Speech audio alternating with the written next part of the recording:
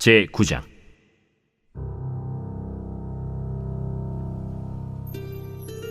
다윗이 이르되, 사울의 집에 아직도 남은 사람이 있느냐? 내가 요나단으로 말미암아 그 사람에게 은총을 베풀리라. 사울의 집에는 종 한 사람이 있으니 그의 이름은 시바라. 그를 다윗의 앞으로 부르매 왕이 그에게 말하되, 내가 시바냐? 당신의 종이니이다. 사울의 집에 아직도 남은 사람이 없느냐? 내가 그 사람에게 하나님의 은총을 베풀고자 하노라. 요나단의 아들 하나가 있는데 다리 저는 자니이다. 그가 어디 있느냐? 로드발 암미엘의 아들 마길의 집에 있나이다. 하니라. 다윗 왕이 사람을 보내어 로드발 암미엘의 아들 마길의 집에서 그를 데려오니 사울의 손자 요나단의 아들 무비보셋이 다윗에게 나와 그 앞에 엎드려 절하매 다윗이 이르되, 무비보셋이여, 보소서, 당신의 종이니이다. 무서워하지 말라. 내가 반드시 내 아버지 요나단으로 말미암아 내게 은총을 베풀리라.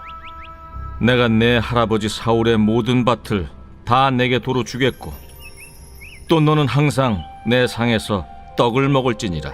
그가 절하여 이르되, 이 종이 무엇이기에 왕께서 죽은 개 같은 나를 돌아보시나이까? 왕이 사울의 시종 시바를 불러 그에게 이르되, 사울과 그의 온 집에 속한 것은 내가 다 내 주인의 아들에게 주었노니 너와 내 아들들과 내 종들은 그를 위하여 땅을 갈고 거두어 내 주인의 아들에게 양식을 대주어 먹게 하라. 그러나 내 주인의 아들 무비보셋은 항상 내 상에서 떡을 먹으리라. 시바는 아들이 15명이요 종이 20명이라. 시바가 왕께 아뢰되, 내 주 왕께서 모든 일을 종에게 명령하신 대로 종이 준행하겠나이다. 무비보셋은 왕자 중 하나처럼 왕의 상에서 먹으니라. 무비보셋에게 어린 아들 하나가 있으니 이름은 미가더라. 시바의 집에 사는 자마다 무비보셋의 종이 되니라. 무비보셋이 항상 왕의 상에서 먹으므로 예루살렘에 사니라. 그는 두 발을 다 절더라. 오늘 새벽에도 주님의 보좌 앞으로 나오신 성도님들에게 하나님의 은혜와 평강이 함께 하시기를 축원드립니다. 오늘 사무엘하 9장 함께 살펴보겠습니다. 사무엘서는 다윗에 대한 이야기입니다. 다윗의 시작과 그 끝을 다루고 있는데요. 사무엘상에서는 다윗이 사울을 피해 도망 다니다 사울의 죽음으로 그 도망의 세월이 맞춰지는 장면을 다루고 있습니다. 사무엘하에서는 이제 다윗이 왕위에 올라 이스라엘을 통치하는 장면이 나오는데요. 그는 먼저 유다 땅 헤브론에서 7년 6개월 동안 왕이 되었습니다. 그 이후 사울의 가문이 몰락하여 이스라엘의 온 장로들이 다윗을 찾아와 이스라엘의 왕이 되어주기를 요구하죠. 그래서 온 백성들의 지지를 받으며 이스라엘의 왕위에 오르게 됩니다. 다윗이 왕이 되어서 가장 먼저 한 것은 예루살렘으로 수도를 옮긴 것입니다. 두 번째는 법궤를 찾아서 예루살렘으로 가지고 온 것이죠. 그리고 세 번째는 그 법궤를 둘 수 있는 성전을 짓고자 하는 것이었습니다. 하지만 하나님께서는 이 성전을 그의 아들 솔로몬에게 짓는 것을 맡기고 다윗은 성전을 짓는 준비만 하도록 하셨습니다. 하지만 이 성전을 짓고자 하는 다윗의 마음에 하나님은 감동하셨고 다윗의 언약을 세워주시죠. 다윗의 왕조를 영원히 할 것이고 다윗의 후손으로 성전을 짓게 한다는 것이었습니다. 이것은 예수 그리스도로 인해서 하나님 나라가 세워질 것과 그리고 예수 그리스도의 왕국 하나님 나라는 영원할 것이라는 예언의 말씀이 되어집니다. 이리하여 이제 다윗이 왕으로 통치하면서 주변에 있는 국가들을 또 평정하고 또 안으로는 정의와 공의를 행하며 평화로운 나라를 만들어가고 있음을 어제까지 보았습니다. 오늘 9장에서는 그가 평화로울 때에 한 가지 생각을 떠올립니다. 이것은 앞에서 한 번 더 언급이 됐었는데요. 그가 성전을 짓고자 할 때에 나라가 평온하여서 다윗이 그 마음속에 성전을 짓고자 하는 마음이 들었습니다. 오늘 9장에서도 나라는 평온하였는데 그때 생각한 것이 무엇인가? 1절 말씀을 제가 읽어드리겠습니다. 다윗이 이르되 사울의 집에 아직도 남은 사람이 있느냐? 내가 요나단으로 말미암아 그 사람에게 은총을 베풀리라 하니라. 나라가 평온할 때에 그의 마음속에 떠오르는 생각은 맞다. 내가 요나단 형님하고 약속한 게 있었지. 이 요나단과 맺었던 언약이 떠올랐습니다. 그 언약의 내용이 뭐냐면 하나님께서 너와 내 사이에 그리고 나의 후손과 너희 후손 사이에 있다라는 것이 그 다윗과 요나단의 언약이었습니다. 다윗과 요나단은 아주 친밀한 그 나이를 떠난 망년지교의 우정을 나누었던 사이이죠. 골리앗을 죽인 이후에 왕궁으로 들어와 생활할 때 다윗을 보고 요나단이 흠뻑 빠졌습니다. 그의 신앙과 또 하나님과의 친밀한 관계가 요나단에게는 너무나 보기 좋았고 또 자기가 이스라엘에 찾던 그런 이 마음을 나눌 수 있는 영적인 이 마음을 나눌 수 있는 그런 유일한 사람을 만나게 돼서 너무너무 좋아하게 된 것이죠. 그래서 왕궁에 처음에 들어갔을 때는 그에게 자기의 겉옷을 벗어서 이 다윗에게 줍니다. 겉옷은 그 사람의 신분을 의미합니다. 예수님이 무엇을 먹을까 마실까 입을까를 걱정하지 마라라고 하였잖아요. 그래서 무엇을 입을까라는 것은 그 사회적인 지위, 성공을 의미합니다. 우리도 지금 어떤 옷을 입고 있느냐에 의해서 신분이 달라지죠.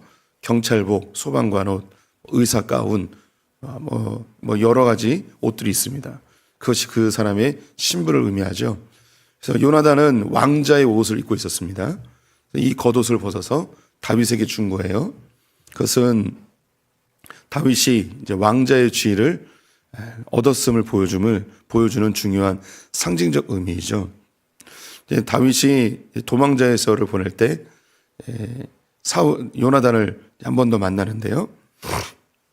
그때는 자기가 입고 있었던 모든 갑옷을 다 다윗에게 줍니다. 그리고 마지막으로 죽기 바로 직전에 요나단을 한 번 더 만납니다. 그때 언약을 맺으면서 요나단이 고백을 하죠. 요나단의 고백은 네가 사울을 대신해서 이 나라의 진짜 왕이 될 것이라고, 이 땅의 진짜 왕은 다윗이라고 하는 고백을 합니다. 그리고 사울의 가문은 몰락하고 다윗이 흥왕할 것을 하나님의 관점으로 알고 있었던 요나단이 언약을 맺습니다. 우리 가문이 몰락하게 될 것인데 하나님 사이에서 우리가 언약을 맺자.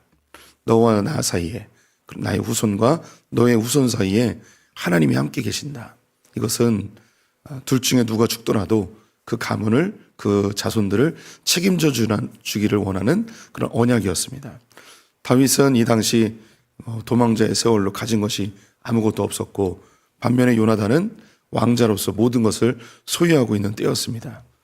그럼에도 언약이 맺어졌고 이제 그 언약을 생각해서 이 다윗이 요나단의 후손들을 찾고 있는 것이죠. 이 다윗이 하나님께 은혜를 받은 것이 이 은혜를 흘려보내는 그 통로의 역할을 잘 감당함을 보여주고 있습니다. 우리는 하나님께 은혜를 요구하죠. 하나님께서 은혜를 주십니다. 그럼 이 은혜를 갚아야 되잖아요. 이 은혜를 어떻게 갚으면 좋을까요? 우리는 하나님께 바칠 수 있는 방법, 분명히 있습니다. 헌금을 내는 방법도 있고 헌신하는 방법도 있겠죠. 앞에서 다윗이 했던 것은 성전을 만들고자 했습니다. 이 성전은 이제 우리 성도님들이 각자가 성전이고 그리고 우리 성도님들이 모인 이 공동체가 교회이면서 성전이죠. 그래서 하나님께 은혜를 갚는 방법은 내가 성전이기 때문에 나를 잘 관리하는 거예요. 다른 말로 경건 생활을 잘하는 거죠. 그리고 공동체인 교회를 잘 세워가는 것이 하나님께 받은 은혜를 갚는 방법입니다. 또 한 가지의 방법은 하나님께 받은 이 은혜를 다른 사람들에게 흘려보내는 것입니다. 이것이 하나님께 은혜를 갚는 중요한 방법이죠. 성경에서 이것이 반복적으로 나옵니다. 하나님께서 이스라엘 백성들이 가나안 땅에 들어갔을 때에 고아와 과부, 나그네를 잘 대접하기를 명령하십니다. 잘 알고 계신 것처럼 추수할 때에 이삭 죽게 하지 말고 그리고 추수한 것에 한 무퉁이를 남겨놓고 이것은 나그네들이나 가난한 자들에게 양식을 나눠주는 한 방편이죠. 11조를 낼 때도 3년에 한 번씩 고아와 과부와 가난한 자들을 위한 11조를 따로 모으도록 하였습니다. 하나님께서 가나안 땅을 선물로 주셨어요. 그래서 가난한 자와 고아와 과부, 나그네를 대접하래요. 그때 하나님이 명령하시는 근거가 뭐였냐면 너희가 애굽에서 나그네 삶을 살았던 것을 잊지 마라. 그 나그네 삶을 기억해서 나그네를 선대하도록 요구하는 거죠. 나그네가 땅을 얻었습니다. 하나님께 은혜를 받은 거죠. 이 은혜를 반드시 흘려보내도록 하고 있습니다. 오늘 이 다윗도 하나님께 은혜를 받았습니다. 왕이 된 것이죠. 이 받은 은혜, 나라는 평온하고 외부의 적들은 정리하고 나라는 점점 강성해지고 이 놀라운 은혜를 어떻게 갚을 수 있을까? 곰곰이 생각하며 평온할 때에 그 생각한 것이 성전을 짓는 것이었고 오늘은 이 은혜를 요나단의 후손들에게 흘려보내기로 결정을 한 것이죠. 우리 성도님들도 주님께 받은 은혜가 많이 있는 줄 믿습니다. 첫 번째 우리가 성전된 것을 기억하여서 경건에 힘쓰기를 우리 성도님들이 분투하셨으면 좋겠습니다. 또 교회 공동체를 함께 세워가는 것, 이 일에 또 힘썼으면 좋겠습니다. 그리고 또 한 가지, 우리의 받은 은혜를 누군가에게 흘려보내는 은혜의 통로, 복의 통로가 되시기를 축원드립니다. 소풍교회는 하나님께 많은 은혜를 받았습니다. 저는 개인적으로 소풍교회 목사로 많은 은혜를 받았는데요. 그래서 이 받은 은혜를 하나님을 위해서 교회를 잘 돌보고 목회에 힘쓰고 이런 것이 이제 하나님께 받은 은혜에 대한 반응이겠죠. 동시에 반드시 이 복을 흘려보내야 됩니다. 그래서 개척교회들, 작은 교회들 섬기는 일, 농어촌 교회를 섬기는 일, 지역사회를 섬기는 일에 늘 힘을 쓰고 있습니다. 교회가 이렇게 모범을 보이면 성도님들도 이것이 모델이 돼서 또 성도님들의 삶에 또 실천하고 또 도전해 보는 기회가 될 줄 믿습니다. 이렇게 이제 요나단의 후손을 찾았는데요. 사울의 가문의 종이었던 시바를 찾아냈습니다. 그 시바를 통해서 요나단의 후손이 없냐, 사울의 후손이 없냐라고 물었더니 요나단의 아들 한 명이 있다고 했습니다. 그가 무비보셋인데요. 그런 다리를 저는 자라고 설명하고 있습니다. 그래서 그가 어디 있냐? 마길의 집에 있습니다. 어서 데려와라. 데려오죠. 그래서 이 무비보셋에게 다윗이 처음으로 한 얘기가 뭐냐면 무서워하지 말라. 내가 너에게 은총을 베풀 것이다. 라는 것이었습니다. 왜 무서워하지 말라고 했을까요? 사울의 가문은 몰락한 왕조입니다. 다윗은 새로이 모든 권세를 가진 왕이었습니다. 그 후손들이 다윗을 어떻게 생각했을지는 우리가 충분히 예상이 될 것입니다. 적이죠. 그리고 사울의 가문은 없애버려야 될 대상입니다. 보통 왕조가 바뀌면 전의 왕조를 완전히 숙청하는 것이 불문율 같은 온 세계의 역사 속에 공통적으로 나타나는 현상입니다. 당연히 이 무비보셋은 두려워하죠. 왕이 부르니까 나는 사울의 후손이고 나를 죽이겠구나 라고 생각했을 것입니다. 그런데 내가 너에게 은총을 베풀 것이다. 두려워하지 마라. 사울에 있는 모든 밭을, 즉 모든 제 땅을, 부동산을 다 너에게 주겠다라고 이야기합니다. 무비보셋이 깜짝 놀라죠. 자기를 낮추는데 얼마나 낮추냐면 자기는 죽은 개와 같다고 이야기합니다. 자신은 개와 같은 존재라는 거예요. 몰락한 왕조니까 자기의 신분은 정말 천하디 천한 존재가 된 거죠. 그런데 거기에 죽은 개와 같다고 이야기했습니다. 자신은 몰락한 사울의 가문의 왕자이지만 다리를 저는, 두 쪽 다 저는 사회적 구성원으로서 살아가기에 한없이 부족한 그런 존재라고 자기 스스로를 낮추죠. 그리고 다윗은 이 무비보셋을 왕자의 지위에 올려서 다윗의 아들들과 함께 식사를 할 수 있는 큰 권세를 줍니다. 그리고 사울의 밭은 그 시바에게 맡겨서 관리하게 하고 그에게 수확물을 그에게 돌리도록 이야기합니다. 오늘 이 본문에서 우리 성도들이 주의해야 될 게 있는데요. 바로 이 시바라는 사람입니다. 이 시바는 좋은 사람처럼 보이시나요? 아니면 나쁜 사람처럼 보이시나요? 아니면 그냥 중립적으로 보이시나요? 여기서 이 시바는 결론부터 말씀드리면 얘는 나쁜 놈입니다. 사울의 가문에는 아직 자녀들이 있었습니다. 무려 7명이나 더 있었습니다. 우리가 이제 앞으로 읽어갈 사무엘하 21장에 보면 시바가 보호해주고 있었던 7명의 사울의 자손들이 등장합니다. 사울의 첩이었던 리스바라는 여인을 통해서 2명의 아들이 있었습니다. 알모니와 무비보셋, 이름이 똑같은 다른 무비보셋입니다.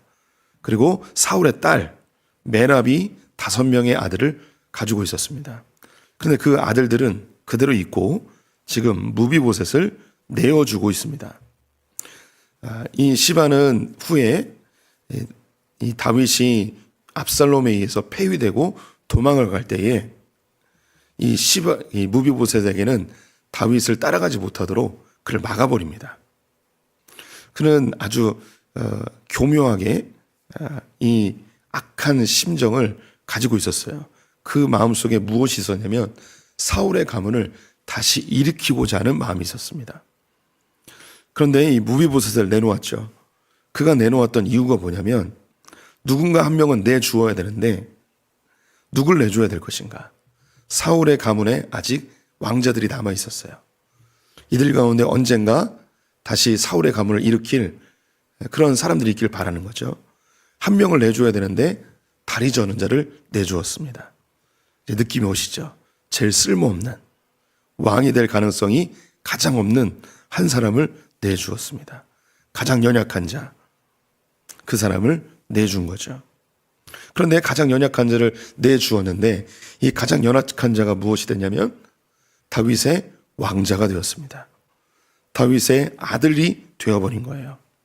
진짜 아들은 아니지만 왕과 똑같은 권세를 가진, 그리고 사울의 그 모든 재산을 소유한 왕자가 되었습니다. 이 본문은 제가 이 새벽에 다 설명하기가 조금 무리가 있지만 이 시바는 내어주는 자입니다. 그럼 이 성경에서 내어주는 자들은 어떤 자들인가? 우리 성도님들이 이제 출애굽기를 보게 되면 이스라엘 백성들에 대하여 하나님이 바로에게 뭐라고 이야기하냐면 내 백성을 내놓으라라고 이야기합니다. 이 바로가 이스라엘 백성들을 지배하고 있었죠. 그들은 종이었습니다. 오늘 성경의 말로 표현하면 죽은 개와 같은 삶을 살고 있었습니다. 하나님께서 모세를 통해서 내 백성을 내놓으라 할 때 누가 내어주는 자이냐면 바로가 내어주는 자입니다. 예수님께서 십자가에 달리시기 직전에 먼저 대제사장들과 종교 지도자들에게 재판을 받습니다. 그래서 그들에게는 사람을 죽일 수 있는 권한이 없었기 때문에 예수님을 데리고 본디오 빌라도에게 가게 되죠. 이 본디오 빌라도에게 재판을 받을 때에 이 예수에게서 죄 목록을 찾지 못했습니다. 그런데 군중들이 분노하여서 예수를 죽이고자 할 때 이 예수를 그 성당 군중들에게 내어주죠. 그 내어주는 자가 누구였냐면 본디오 빌라도였습니다. 또 그 앞서서 종교 지도자들과 대제사장에게 그 예수를 내어준 자가 있었습니다. 그는 바로 가룟 유다죠. 은삼십에 자기의 스승을 내어준 자가 되었습니다. 그 내어줌의 그 주체가 오늘 이 본문에서도 시바로 등장을 합니다. 그 배후에는 늘 사단이 역사하고 있음을 우리는 알고 있습니다. 이 사단이 하나님께서 내 백성을 내놓으라 라고 명령하실 때에 우리 성도님들이 만약에 사탄이라면 이 세상에서 누구를 내어주겠습니까? 우리 성도님들이 사탄이에요. 하나님이 내 백성을 내놔라 라고 할 때에 누구를 내놓아 주시겠습니까? 오늘 본문에 나와 있는 것처럼 시바와 똑같은 결정을 할 것입니다. 사탄에게 있어서 가장 유익이 되고 사탄에게 가장 이 나라를 지킬 수 있는 그런 용맹한 자는 내어주지 않고 전혀 쓸모없는 필요 없는 자들을 내어주겠죠. 오늘 본문에 있는 것처럼 죽은 개와 같은 다리를 저는 전혀 전투력도 없고 생산력도 없고 나에게 유익함이 없는 자를 내어줄 것입니다. 근데 그 내어준 자가 누구냐? 바로 저와 우리 성도님들이십니다. 세상이 내어준 자, 하나님께 쓸모없다고 내버려 둬진 자, 그들이 바로 무비보셋이고 저와 우리 성도님들입니다. 그래서 우리는 세상적으로 사람들에게 별로 인정받거나 주목받는 사람들도 아닙니다.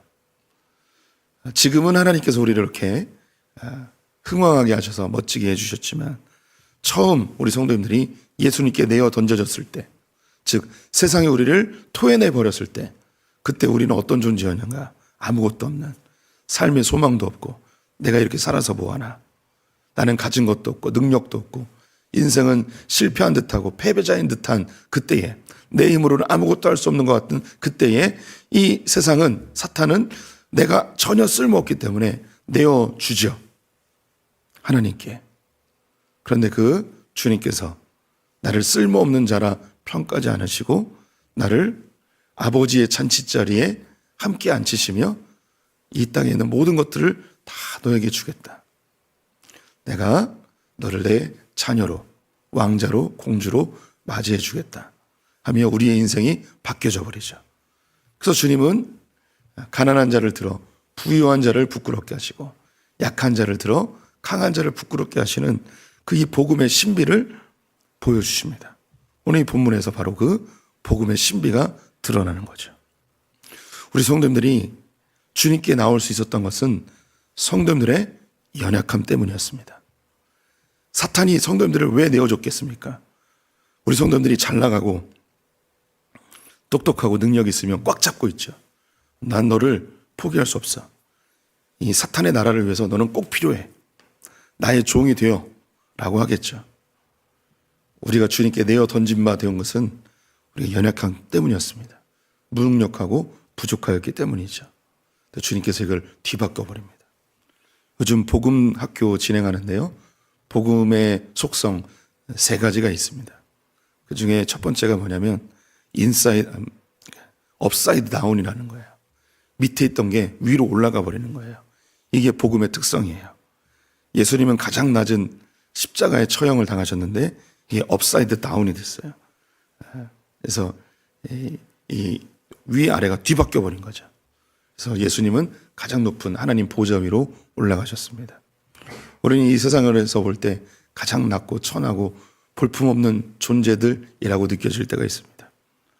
이런 우리를 이 세상에서 이미 높게 하신 하나님, 마지막에는 우리를 가장 높은 주님의 보좌에 함께 앉히실 그 주님이 우리의 하나님이십니다.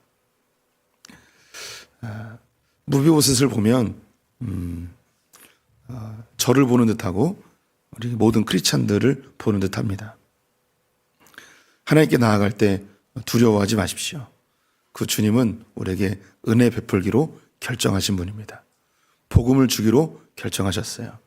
예수님이 온 것은 세상을 심판하려 함이 아니고 구원을 얻게 하려는 것이라고 선언하셨습니다. 주님께 나오신 우리 성도님들 너무너무 잘하셨습니다. 나의 연약하고 부족하고 뒤처진 삶을 낭망하지 마십시오. 주님은 뒤바꿔버리는 복음, 하나님의 그 놀라운 역사를 기대하시면서 주님을 끝까지 붙드는 분들 되시기를 축원드립니다. 기도하겠습니다. 하나님, 시바는 사울의 가문에서 가장 못난, 가장 쓸모없는 자를 내어주었습니다. 그가 죽을 줄 알았지만 그는 왕자의 지위를 얻고 땅을 얻는 놀라운 복을 누리게 됩니다. 하나님, 우리가 이 세상에 쓸모없는 자였기에 주님께 내어 던져져 주님의 자녀가 되고 주님의 그 잔치상에 동참할 수 있게 되었음을 감사합니다. 연약하고 부족하고 쓸모없는 우리를 하나님의 자녀 삼아 주시니 이 놀라운 은혜에 찬송을 올려드립니다.